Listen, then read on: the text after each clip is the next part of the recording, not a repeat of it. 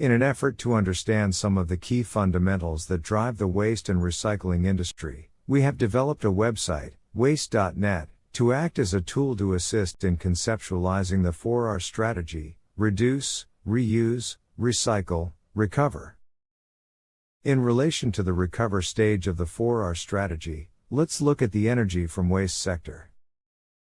For several decades, traditional thinking surrounding waste to energy, WTE, or energy from waste, EFW, has been largely confined to the combustion or incineration of waste materials for the production of electricity, steam, or heat. Changing attitudes towards environmental sustainability, and the efforts for the elimination of emissions, has expanded the 4R's recovery strategy.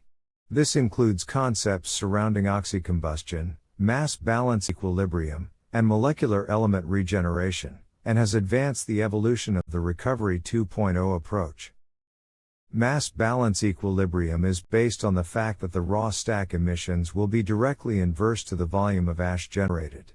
If you input 100 ton of waste, you must get 100 ton of byproduct output. For instance, burning 100 tons of waste yields 25 tons of ash and 75 tons of flue gases. Molecular element regeneration is the goal to achieve an ultimate method of recycling. This method would take any complex material and reduce and separate it back into its elemental state. The Recovery 2.0 approach provides an opportunity to learn how to manage resources in a sustainable method by treating waste as a resource, while assisting the world's demand for clean water and clean energy using thermal reduction. Traditionally, the waste recovery sector has been focused on the conversion of waste materials for the recovery of the energy values, such as BTUs or proteins. Protein recovery addresses the rendering industry. Whereas, the BTU or calorific value content materials are primarily used for the production of steam or electricity. Generally, these combustible materials have been the residual byproducts that could not otherwise be easily recycled. As technology develops, new options for the conversion of wastes into bioenergy renewables are emerging. This thermal reduction process partially reduces or breaks down materials into hydrocarbon chains. As sustainability efforts become more widely adopted, more complex or mixed materials may be recovered by the complete regeneration back into raw primary elements.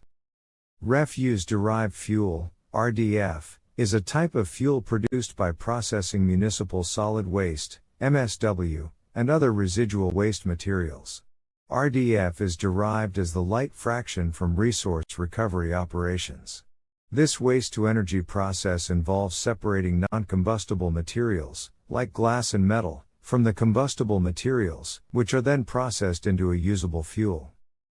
Refuse-derived fuel, also known as solid recovered fuel or specified recovered fuel, SRF, can be used as a substitute for fossil fuels in various industries, including kilns, power plants, and industrial boilers. The cement industry is an example of an industry that benefits from use of these waste-to-energy materials.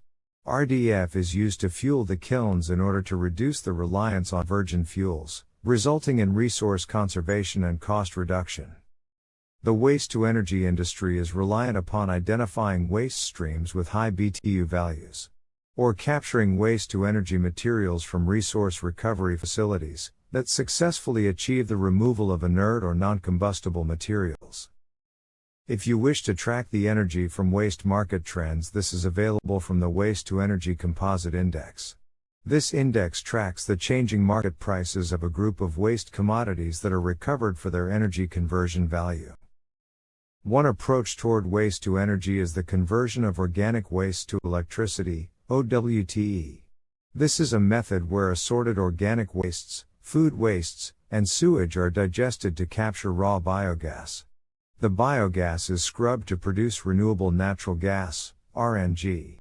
The RNG may be used as a source for the production of hydrogen for use in hydrogen fuel cells to produce electricity. In an organic waste-to-electricity process, biosolids from the digester, and byproducts from the fuel cell process, are managed in a carbon recovery system. Advanced carbon materials may be produced for applications like next-generation carbon batteries. The electricity produced from an organic waste to electricity system may be consumed directly, fed into the grid, or saved in a battery storage system.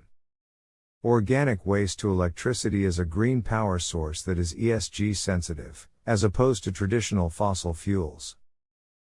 If you are seeking more information about energy from waste, feel free to reach out to a core group of industry professionals. They can provide you with current data and answer any questions you may have. Waste.net is a tool to assist you in finding a market, with the goal of matching waste material generators directly with beneficial users of those materials. If you wish to obtain more information in regards to the commodities or materials related to waste to energy, visit our website, waste.net.